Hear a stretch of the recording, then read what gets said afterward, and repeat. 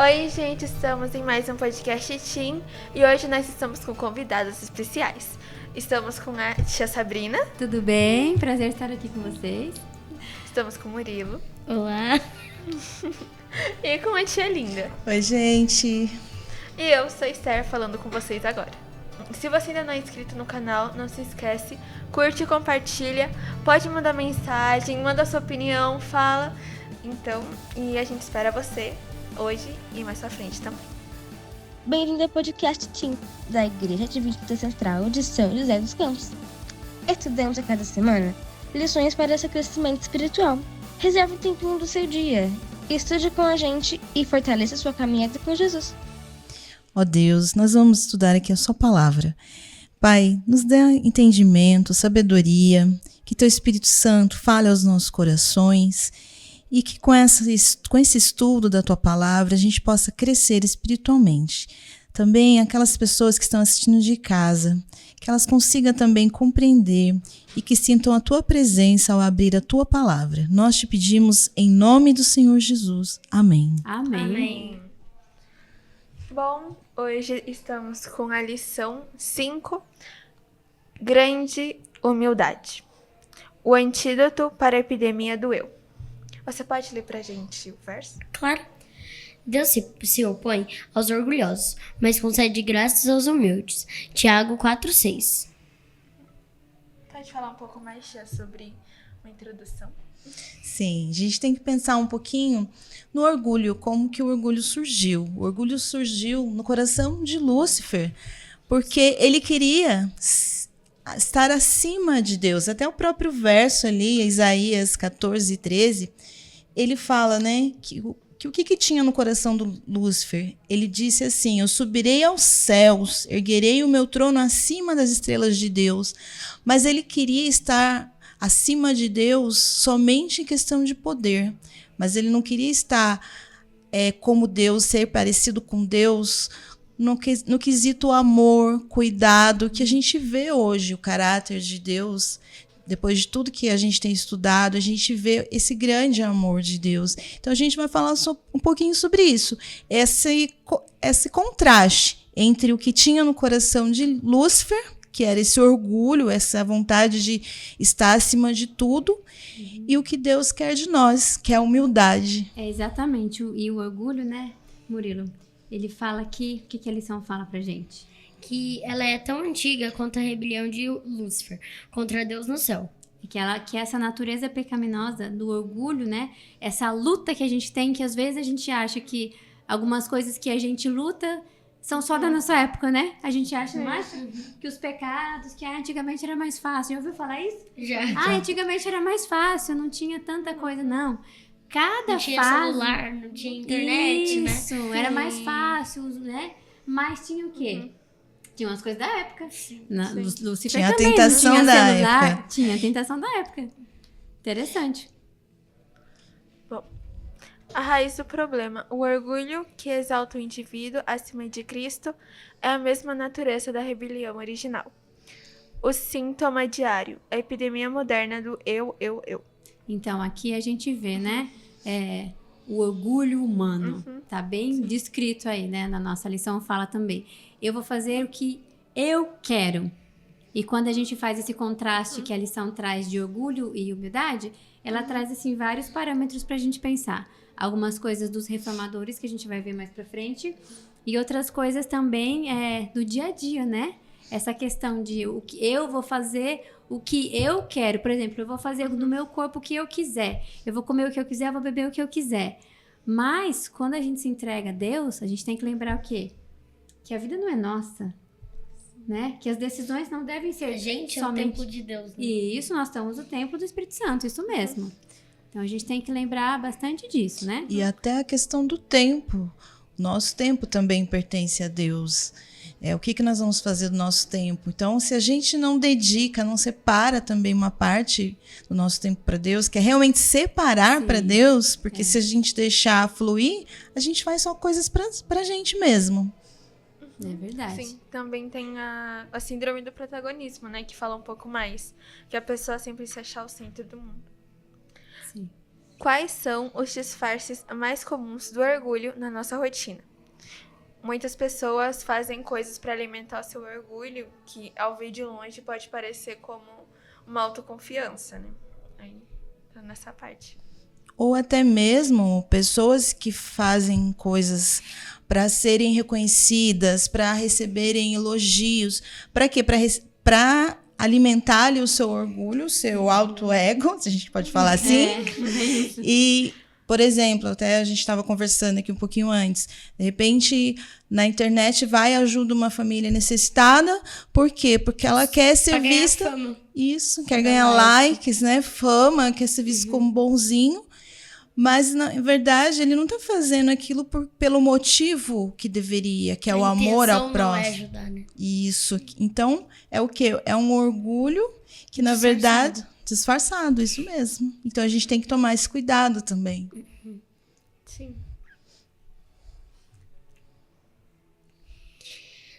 Na Alemanha, existe o Lutério. Impacto. Tornou a vida de Deus tão acessível que os trabalhadores, soldados e crianças conheciam a Bíblia melhores que eruditos cultos. Então, a gente vê aí, né? Lutério, acho que é um dos mais famosos, assim, né? Que a gente ouviu falar nessa época, assim, que foi desenrolando aí a reforma. E o que aconteceu? Ele e outras pessoas também, eles começaram a tornar a Bíblia mais acessível. Porque antigamente, nessa época aí, nessa época que eles viveram, não tinha Bíblia. A gente tem Bíblia, né? A gente tem no celular, aplicativo de graça, não precisa nem pagar. Tem Bíblia, a Sociedade Bíblica do Brasil tá aí. Então, assim, todo mundo tem. Quantas Bíblias você tem na sua casa? Já parou para pensar? Já parou para pensar? Muitas. A gente tem um monte, a gente tem aqui. E naquela época, não. E eu lembro que teve uma lição anterior que comentou até com a gente. Da Idade Média, Que Lutero, ele às vezes ficava sem comer, sem fazer uma refeição para conseguir. Tinham Bíblias que eram acorrentadas nas igrejas e era escondido. E o engraçado é que nem os líderes religiosos que escondiam, eles não sabiam o que tinha lá. Então eles pegavam só um pedacinho e não estudavam a fundo. Então eles começaram a estudar. E tinham pessoas que vendiam propriedades, que trabalhavam anos para conseguir comprar uma Bíblia, quando a Bíblia começou a ser traduzida. Sim. Um exemplo é Mary Jones, que é uma garota que ela aprendeu a ler, ela era analfabeta, ela aprendeu a ler e ela trabalhou 6 anos para comprar uma Bíblia. Muito legal. Então, eu queria comentar aqui também que agora é só orar pra perdoar, né, os nossos pecados. Mas antes a gente tinha que pegar uma quantia, né? Isso. A igreja, além de esconder as Bíblias, ele lembrou aqui, as Bíblias eram escondidas e as verdades eram escondidas também. Como a verdade da graça, que a gente vê, né? Que o Murilo comentou aqui com a gente. Então, as pessoas tinham que pagar para perdoar pecados, tinham que pagar para fazer várias coisas, para ter acesso a algumas coisas. E é isso que eles lutavam contra. É isso que eles queriam. Então, eles eram humildes a ponto de não guardar aquilo que era bom só para eles. De não esconder aquilo que era bom. E é isso que Deus quer da gente. Que ele quer que a gente pegue tudo que a gente tem e a gente possa oferecer para os outros, né? Não é necessário, talvez, você vender tudo que você tem, mas se você, né, tiver, assim, essa intenção, como nós já tivemos, né? Na época de Ellen White, nós tivemos algumas pessoas no desapontamento, ali quando eles acreditavam que Jesus ia voltar na época deles, que eles venderam tudo. Os discípulos também, na época do Pentecostes, eles também. E aqui também, eles falam mais em questão de conhecimento, que eles pegavam o conhecimento e eles distribuíam o conhecimento. E eles davam a vida, eles trabalhavam, alguns deram a vida mesmo, né? Como a gente viu na história. Eles tiveram que morrer para que a gente pudesse hoje ter uma Bíblia em tantas línguas, né? Como a gente tem. Eles entendiam que a Bíblia era o único meio verdadeiro da mensagem de salvação chegar para todas as pessoas. Da mesma forma que eles sentiram assim, Jesus me salvou, e é Jesus que salva, e é Jesus que vai me dar a vida eterna. É só Ele que salva. Sim. Então eu tenho que levar isso para aquele que está próximo de mim também, aquele que também está mais longe. Até tem um exemplo que eu já ouvi em alguns lugares, fala que o evangelho, que são as boas novas, o plano da salvação, é o quê? É um mendigo que acha pão e ele tá faminto, ele come aquele pão, mas ele não guarda aquele pão só para ele, ele conhece um lugar ali que tem muito pão e ele vai chamar outras pessoas famintas também para comer aquele pão. Então é isso. Eu recebi a salvação, então eu tenho que levar. Sim. E quando eles viram que isso estava sendo proibido para o povo, eles fizeram assim uma revolta no bom sentido, né? Que a gente chama de reforma. E foi dando certo, né? A nossa lição fala aqui que as pessoas comuns elas começaram a ter acesso à Bíblia e fala aqui que eles começaram a ter mais acesso e mais entendimento do que os eruditos e os padres. Então, assim, as pessoas que tinham a Bíblia lá trancada na igreja, elas não tinham tanto conhecimento quanto aquelas pessoas simples, né? Pobres, as pessoas ali começaram a ter tanto conhecimento e quer dizer que isso que eles fizeram, graças a Deus, estava funcionando, com certeza. Também tem a parte do Eurico Zwingli, o impacto contemporâneo de Lutero, despertado para a verdade pelo estudo da Bíblia. É interessante porque Eurico Zwingli estava na Suíça e o Martim Lutero estava na Alemanha. E eles eram contemporâneos. Tipo, eles viviam no mesmo... Na mesma época, né? Sim. No mesmo local. Não, local não. Eram lugares diferentes. Lugares diferentes, mas no mesmo período de tempo. Na Europa. Mas era interessante porque, assim, a Bíblia ela é tão verdadeira que cada pessoa em um país, qualquer pessoa que pegar a Bíblia, ela vai chegar ao quê? À mesma conclusão. Ao mesmo ponto. É maravilhoso isso, né? Ao mesmo Sim. ponto, como aconteceu aí, como aconteceu em outros lugares também. A maneira como Deus se revela, quando a pessoa se entrega, quando a pessoa tem humildade suficiente para reconhecer o que ela é e o que ela precisa receber de Deus, ela vai conseguir chegar na verdade. E é isso que a gente precisa ter. Um coração aberto, um coração que não tenha orgulho, para que a gente possa receber a palavra de Deus, assim, e o entendimento, todo esse entendimento que ele tem. Deus geralmente escolhe os mais humildes para realizar, né, coisas extraordinárias. A gente vê isso na história, a gente vê isso na Bíblia e em outros lugares também.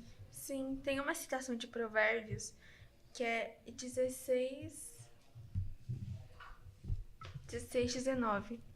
Melhor é ter espírito humilde entre os oprimidos do que partilhar espojos com os orgulhosos.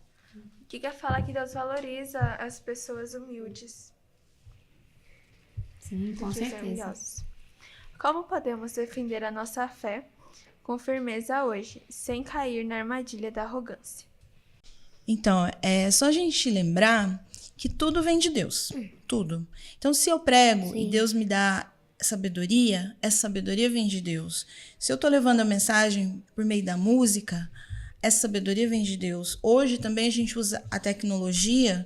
A própria tecnologia é algo que também partiu de Deus. E é Deus que também nos dá inteligência para aprender, para transmitir essa tecnologia, e por meio da tecnologia a gente leva também esse conhecimento. Então, se a gente lembrar que tudo vem de Deus e eu não pensar, não, porque eu sou inteligente, porque eu sou sábio, porque eu tenho memória boa, não importa, tudo vem de Deus. Sim.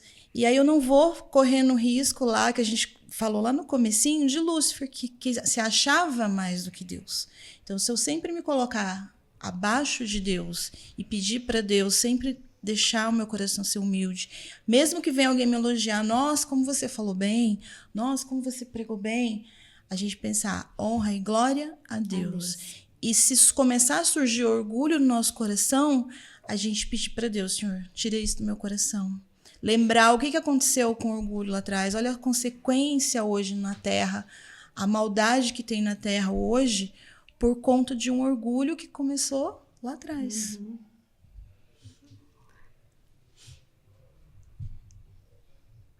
Toda coragem, aptidões e fé não são nada, se não forem julgados de acordo com amor. Eurico Zwingli. Não há espaço para Deus no homem, que está cheio de si mesmo. Provérbio judaico. É interessante, né?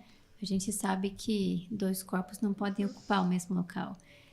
2 sentimentos, ou você tem um, ou você tem outro, ou você está confuso. E se você está confuso, você precisa, né, melhorar. E não há espaço. Tem uma outra citação que eu gosto muito também, que fala assim, que o coração do homem tem um vazio do tamanho de Deus. Então, assim, só Deus vai preencher. A gente pode tentar colocar outras coisas nesse vazio.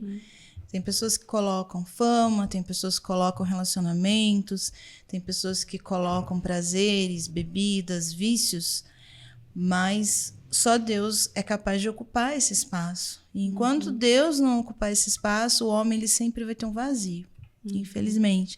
Mas, como a gente já estudou semana passada, a gente falou um pouquinho hoje, essa graça de Deus, ela está aberta ainda. Ela está assim, a mão de Deus está estendida para nos salvar. E essa mão, a gente tem que realmente se agarrar na mão de Deus, porque ela está estendida, ela está aberta. Os braços de Deus estão abertos hoje, para quem quer. Sim, para quem quiser, né? A fé, a Bíblia, como a gente mencionou aí, está tudo à nossa disposição. Basta a gente, né, ir atrás, orar, seguir. Lição da Escola Sabatina, que tá bem legal aqui, né? A gente tá falando aí de história e de muitas coisas contemporâneas também, então tá bem interessante. A única maneira de resolver o problema do eu é estar constantemente na presença de Jesus. Isso resume, né, tudo o que a gente falou. Então, a única maneira da gente valorizar a Bíblia, que demorou tanto para chegar pra gente, a única maneira da gente conseguir é a gente reconhecer. Você só aprende, por exemplo, na escola, quando você sabe, eu não sei quando você reconhece, aliás, eu não sei a matéria, mas eu vou prestar atenção porque o meu professor vai me ensinar. Bom, na lição de segunda-feira também já tem um parágrafo que eu achei bem interessante. Diz assim: apenas uma classe de pessoas não é beneficiada por sua graça. Você sabe quem? Os orgulhosos. Quem são eles? São aqueles que escolhem os prazeres deste mundo para satisfazerem seu egoísmo. Desprezam as exortações de Deus e os humildes que escolhem satisfazer seus desejos de acordo com a vontade divina. Essa citação é muito forte, né? Ela fala que é uma classe de pessoas que não será beneficiada pela graça de Cristo. Isso é muito forte. Então, quando você é orgulhoso a ponto de não aceitar o sacrifício, de não aceitar tudo que foi feito, de olhar para essas pessoas e não dar crédito, não ver a mão de Deus ali, você vai correr o risco do orgulho tomar conta do seu coração. E quando o orgulho tomar conta do seu coração, Deus não vai conseguir te alcançar. Então, a gente precisa tomar muito cuidado e ter humildade suficiente para reconhecer quem nós somos e, principalmente, reconhecer o poder de Deus na nossa vida. Sim. Amém. A única maneira de resolver o problema do eu é estar constantemente na presença de Jesus. É isso mesmo, isso que a gente comentou, né? É a única maneira que a gente pode usar para a nossa salvação. Então, que a gente possa, de hoje em diante, lembrar disso, lembrar da história, lembrar de tudo, mas lembrar que nós precisamos ter humildade, que nós precisamos estar ali e ser servos, né? E aceitar a graça de Deus. Aceitar e deixar que Ele faça a obra na nossa vida. Você quer falar mais alguma coisa, tia? A única coisa, sim, a gente trazer para os nossos dias hoje, resumindo um pouquinho, né, do que a gente falou, que a gente tem que pensar assim, se eu estiver muito doente, e vem o médico e dizer, olha, se você toma esse remédio, você vai ser curado, o que eu vou fazer? Se eu for humilde, confiar naquele médico, eu vou tomar o remédio. Agora, se eu falar, não, esse médico não sabe o que ele está falando, não sei se vai funcionar, não. Mas aquele médico já tratou tantas pessoas e eu fico querendo ser melhor do que o médico. E às vezes a gente faz isso também com Deus. Não, porque olha Quantas pessoas Deus já salvou? E Deus quer salvar a gente também. É possível nos salvar.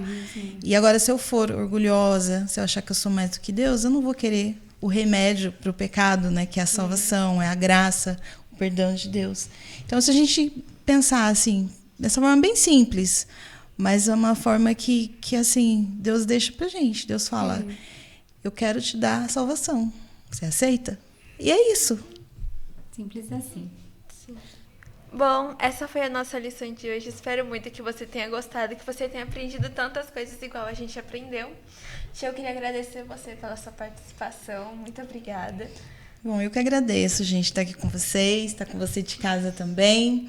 E que esse assunto, né, possa morar no nosso coração e também dar frutos. E a gente também queria agradecer a nossa outra convidada. Muito obrigada, Sabrina, por estar aqui com a gente. Obrigada, o prazer é meu de estar aqui com vocês, sempre aprendendo cada dia mais também. Sim. Esperamos que as pessoas voltem mais vezes para a gente continuar falando mais. Bom, se você ainda não é inscrito, se inscreve, compartilha, clica no sininho e mande seus comentários que a gente vai responder o mais rápido possível. Bom, essa foi a nossa lição. Espero que você tenha gostado. Tchau! Tchau!